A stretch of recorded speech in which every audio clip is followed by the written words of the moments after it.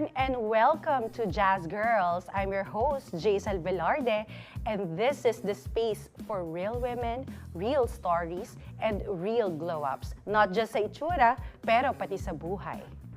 Today, we're talking about redemption, mga pagkakataon sa buhay na akala mo tapos ka na, pero doon pa lang pala nagsisimula ang bago. Our guest today is a content creator and a podcast host known for her honesty and very bold conversations. Isa siya sa mga very first YouTubers that I really admire. OG YouTuber since 2010. But more than that, she's a woman who chose to pause, reflect, and take a different direction. We have here on the show, Tioco. Hi, Say. Welcome to the show. Welcome to Jazz Girls. Thank you so much for having me. I'm so excited. And thank you for being here. You know, Say kasi, ang tagal mo na sa industry. It has been more than 10 years, Yeah. no? Parang ilang taon to? If it's 2010, I assume 16 years, so. So mula sa pagiging beauty and lifestyle guru, naging mukha ka ng sex positivity content. Pero biglang iba ang ihip ng hangin. Paano to nag-start, no?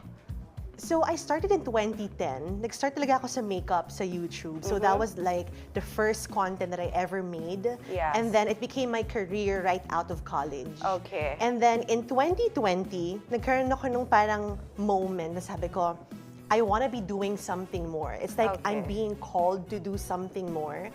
So dun na nag-birth yung yung podcast ko. Yes, And then okay. in there, dun ako nag-start na to talk about more relevant topics like mental health, sex education, and women empowerment in general. Okay, so that's the beginning. Kasi you were very active in content creation before. Very open, very expressive.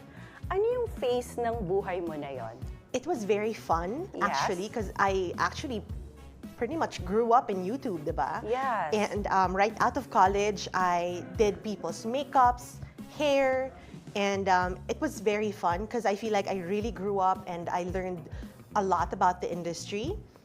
We traveled with many different brands, like beauty brands and everything. So it was really fun. But then it doesn't mean na fun siya. It doesn't mean na it's fulfilling. Yes. Parang those are two different things, right? Yes. Especially if you're growing up in an industry na parang you don't have everything figured out. So like, what's the next step, right? Have I mentioned sa'yo before na it was really you na nakita ko when I started doing makeups, it was really you na I love tinitignan that. ko. I remember, Diba? yeah. I told you that. Yes. And then the reason also why I wanted to do content is because one time I saw you, I think it was a brand who bring you to Balasin. And then I told you, I wanted to be like you. Diba?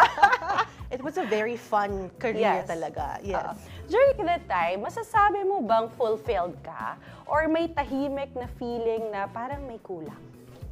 Like I mentioned earlier, I feel like it's different if you're doing something you really love. Yes. But then the fulfillment, parang mafe-feel mo yun na parang is what you're doing, does it have purpose? Yung parang ganun na mapapaisip ka. So that really happened to me in 2020. Doon ako napaisip na parang, are you just gonna do makeup videos the entire time? Yes. Anong kabuluhan? Like, are you doing something to improve an issue sa society? So, doon ako napaisip. So, it was really a call from, I really feel that it's God. Yes. He's really calling me to do something more. Since you mentioned that, no, prior to beauty, you did another thing, Yes. right? So Can when you tell us more about it? Yeah, when I launched the podcast, so that was when I said na, okay, let's talk about mental health, women empowerment, because these are issues na kailangan talagang pag-usapan sa society natin right now, diba? Doon nagsimula yung sex-positive content ko, like really empowering women to be comfortable in their own skin, like their sexuality and everything. And we all know that in the Philippines, it's really needed, sex education. Yes. And not everyone's very open to talk Yeah. about it. Yes. I mean, Philippines is a very conservative country. We are, you know? yes, we are. Everybody, Catholic kasi tayo, di ba? Yes. We're a Catholic country. So, feeling nila, pag nagsabi ka ng ganito, oy, rebelde, oy, ganito, were you ever been bashed like Of course, especially on Facebook. How is it? And I expected it because Yes. you're like going against the grain. Yes. Of course, you're gonna get hate for it, right? Yeah. But I feel like I also helped women be comfortable talaga in their own skin, but Exactly. what I realized, Jazz, is that it comes to a certain point. Hindi siya pwedeng sumobra-sobra. You know, you need to be responsible for what you're putting out, the content you're putting out in the internet, because it can be used in a bad way. And syempre, yung mga nanonood sa atin sa YouTube, sa Facebook, TikTok, right? These are young women. Exactly. So you have to really be responsible for the content you put out. So Yeah. I think that's where the education part of sexual positivity is really, really needed. Yeah. But then you can't go beyond that because it can be used in a bad way. And Jen, also once it's out there, it's going to be there forever. Yes, no? you're correct. Looking back now, what was the version of you, confident or just trying to survive back then? I feel like I was really confident because I enjoyed what I did. Yeah. But then, of course, when it comes to doing something, you know in yourself if you're aligned with your values or not. And for me, that's very important, being aligned, doing something that is aligned to your values, to your faith. So when it came to a point na sabi ko, parang sinasabi sa akin ni Lord na, saan ka papunta now, hindi yan yung plano ko for you. That's when I really, I took a step back and really reassessed everything. Gaano katagal yun? How long were you doing that? Kasi you started with beauty, and then you shifted into being a sexy, more empowered women. I remember watching you. You were really, are you naked at that time? I think you have photo shoots that you were really naked, no? You're very comfortable, no? You're very, very comfortable, and I really admire you with that. Gaano katagal yun? I only started that in 2020 onwards. So the makeup stuff, the beauty stuff, so from 2010 to 2020. Yeah. And then 2020 was a time where I really experimented with myself, with women empowerment. So, ano ba now? 2020 na ngayon? 26, 6 na, no? yes. Yeah, so that only lasted for about 2 years. And then I met Jesus, so everything shifted talaga. Do you think we sometimes confuse being loud or being healed? I think when you're loud, people tend to have this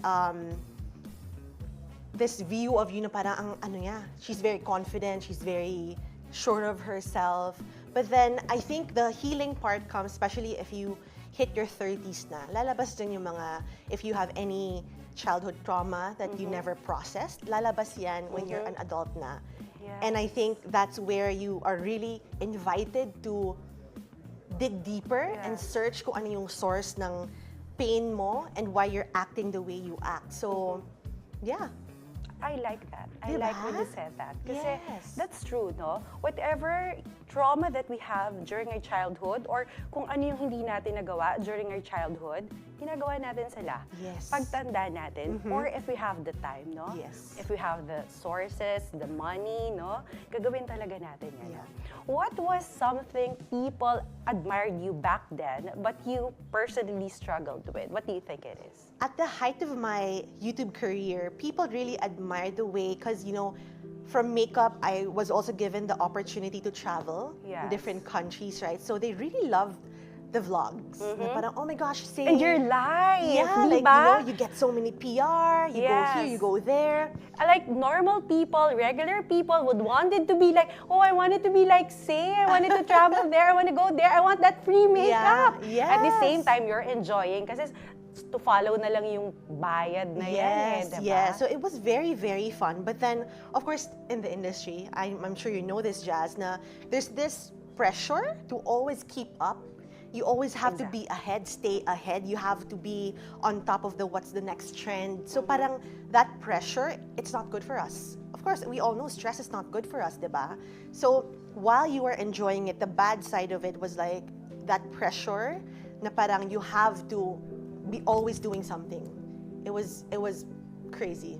Yeah. And the competition. Yes, With the competition. industry, no? Totoo. But guys, you really have to accept that there's someone's better than you, Yep. someone's more beautiful than you, someone's more matalino than you, no? Yeah. But if social media was turned off during that season, sino kakayanan? Oh, I know the answer talaga to this. Kasi I used to play volleyball from grade 3 to high school. And I only... So sporty Yes! ka. I love volleyball. So I only stopped talaga because I discovered YouTube. So if walang social media, I would have played all throughout because I really love this sport. So mga ka-Jazz, malinaw na ang pagbabago ay hindi bigla. Ito ay isang proseso ng pagmumuni, pagbitaw at pagtanggap sa katotohanan. After the break, dadalhin naman natin ang usapan sa mas malalim na bahagi, ang spiritual journey ni Say. Stay with us mga ka-Jazz. This conversation continues on Just Girls.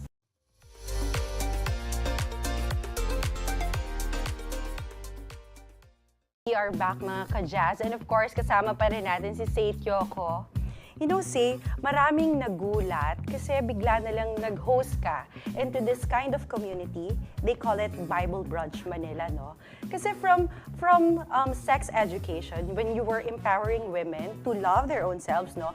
Naging biglang religious and very inspirational. Yung boses mo kasi parang nag-iba yung tone. I mean, really different, no? What do you think? Hindi ba ito naging culture shock para sa'yo at sa mga subscribers mo and to all the ones who followed you? Madaming nagulat actually. Even me? Yes! Yeah. Even me! Pati ako nagulat din, but I think that's the way the Lord works talaga. He's gonna change you overnight. And the reason why we have the brunches, so Bible Brunch Manila is like a group I founded. So I invite women, actually, and men also, and we give out free Bibles, and then we have brunch, and we talk about life lang. And I think that's the best way to really connect with people and check in with them. No, how's your life doing? How's it going? How's your faith? So, and I love brunching. Don't you?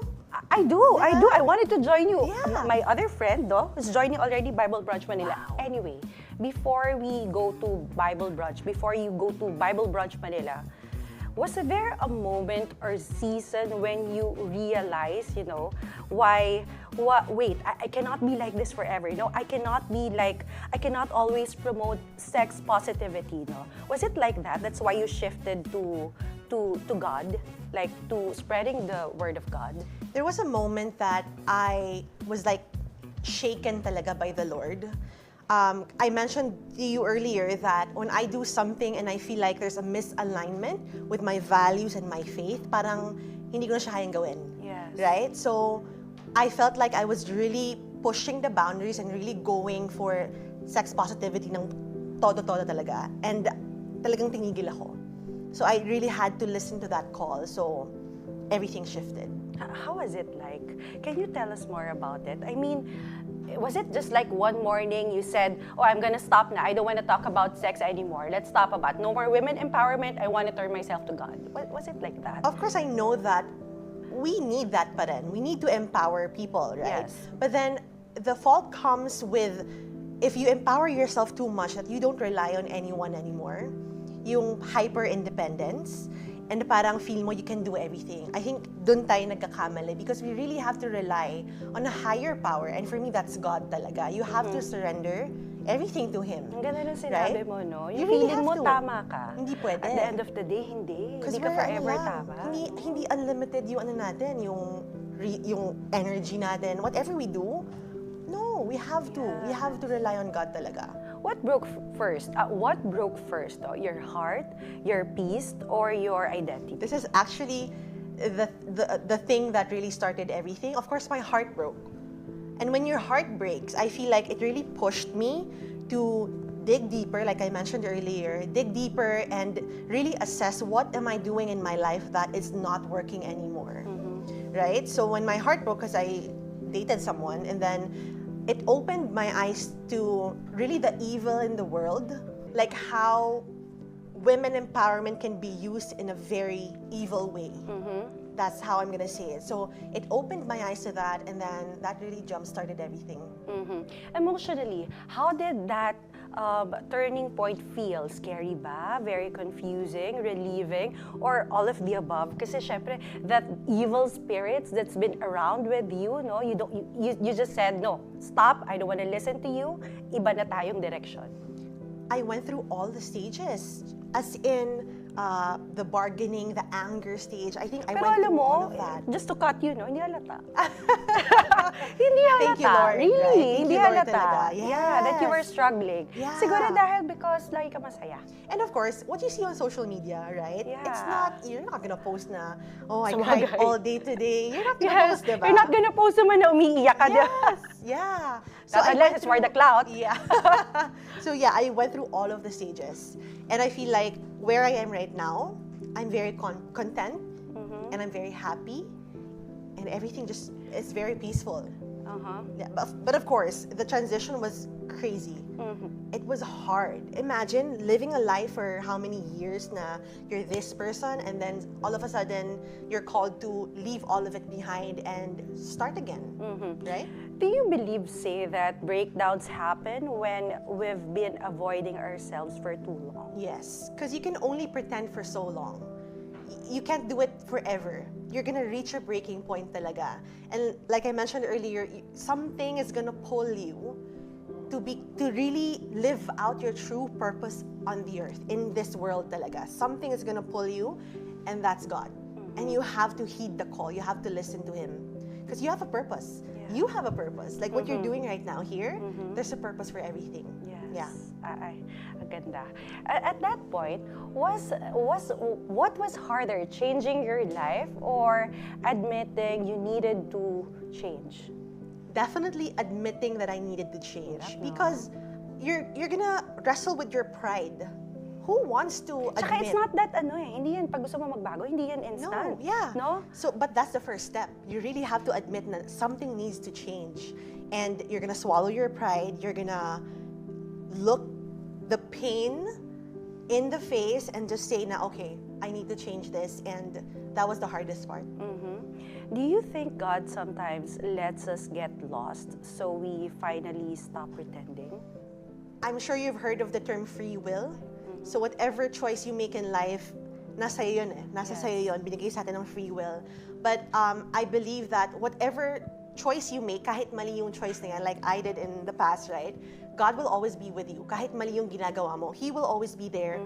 And He will keep calling you back. I think that's the most beautiful part of it.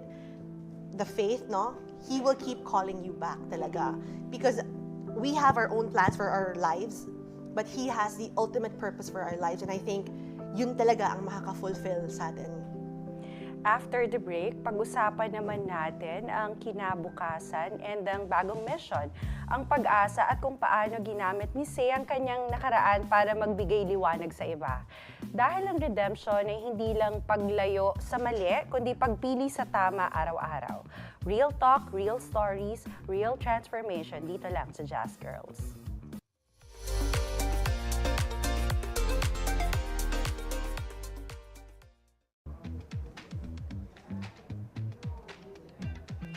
And sa huling segment na to, pag-usapan natin ang kinabukasan.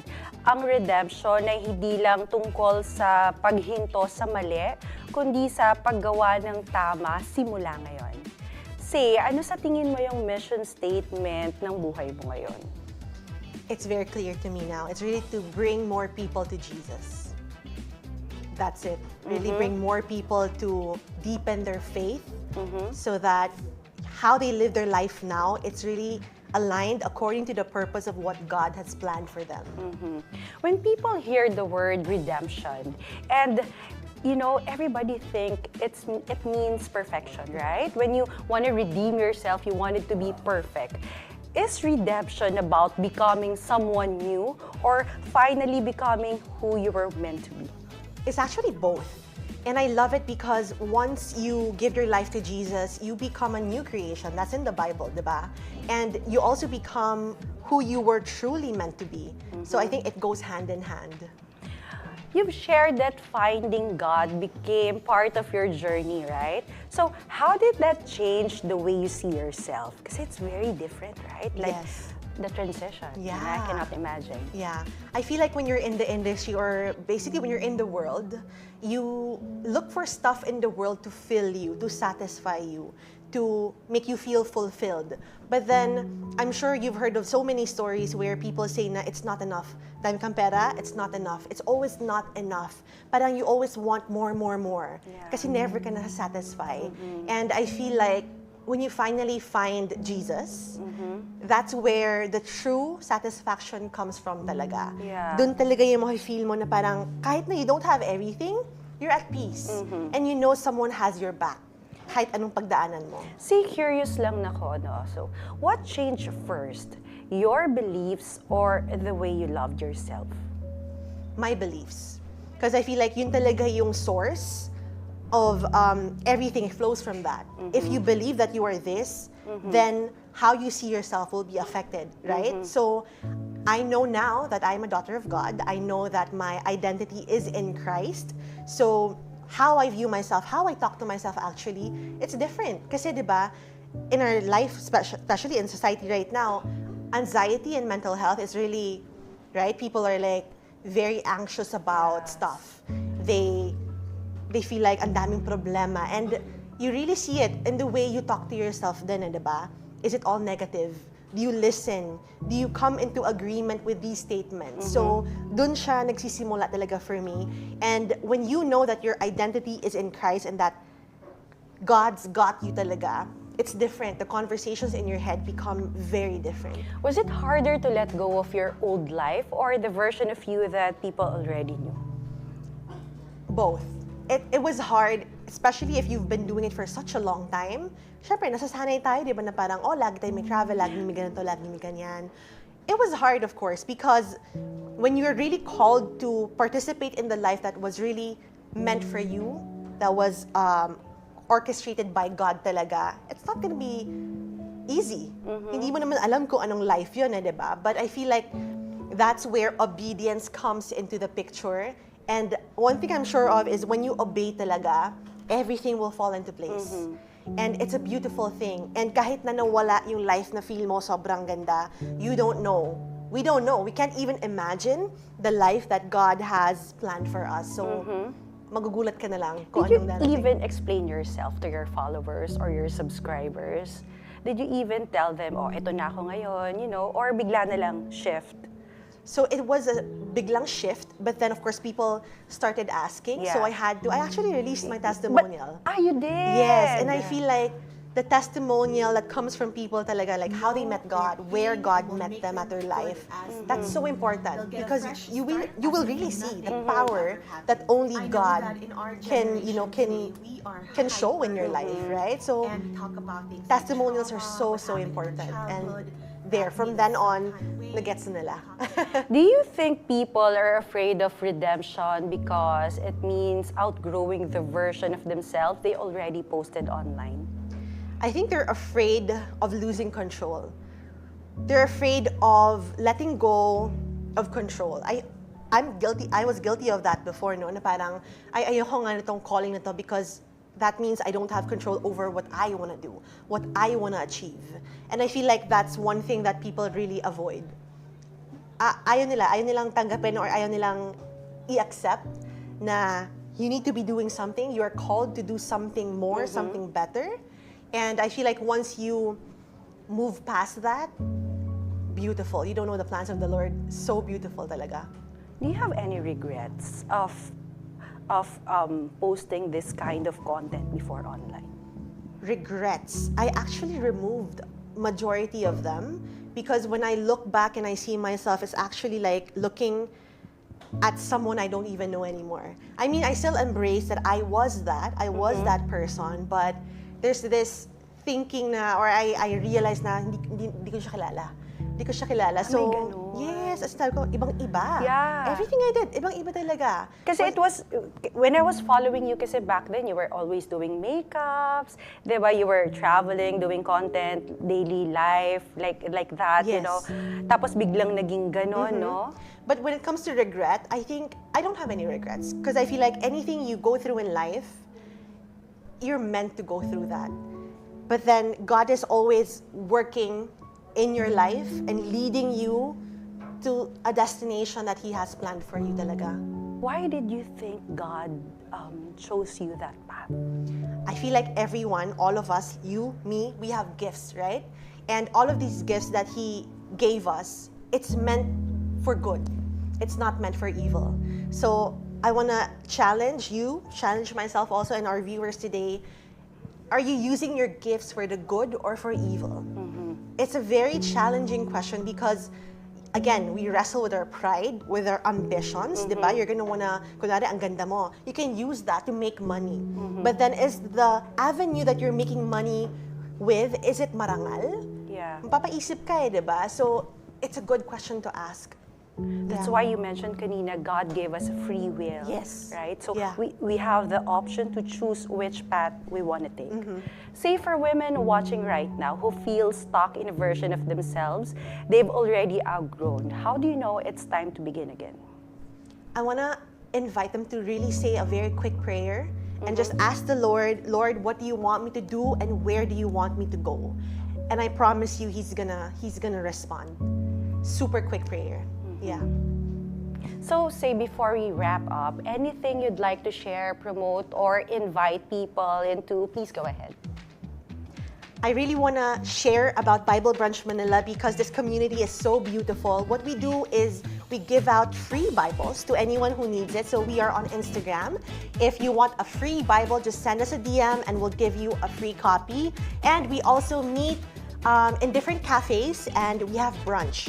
Brunch is so fun. We have brunch, we talk about life, and we talk about how Jesus is changing our lives. And I also want to plug our church, Hillsong Manila. So they are a church in BGC, Grand Hyatt in BGC, and there's a service every 4 p.m. on Sundays. And I really want, they're very, very instrumental in my faith.